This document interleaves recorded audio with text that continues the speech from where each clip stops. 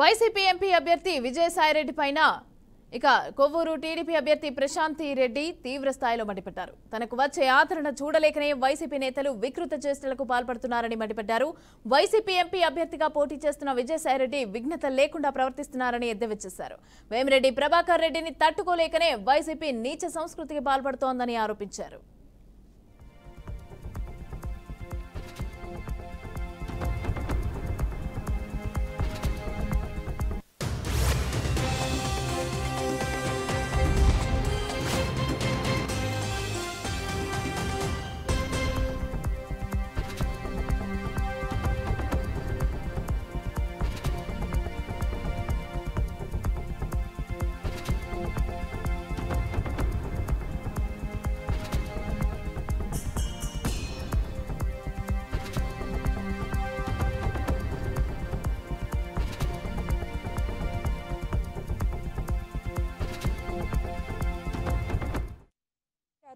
ఆ రోజే చెప్పారు నాకు, ఈ నియోజకవర్గంలో ఉన్న వాళ్ళకి, ప్రతిపక్ష నేతలకి మహిళలంటే విలువ లేదు, మీరు జాగ్రత్త అమ్మా అని అందరు చెప్పారు.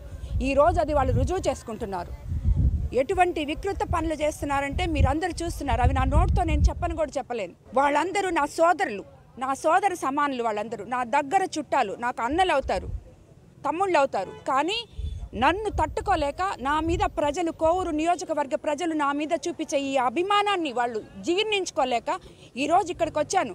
వీళ్ళు ఏమి ఆశించి ఈరోజు పార్టీలో చేరారు. నాగమాంబపురం కానీ చెర్లోపాళ్యం కానీ ఎక్కడా తాగడానికి నీళ్లు లేవు. మహిళలు అలమటించిపోతున్నారు.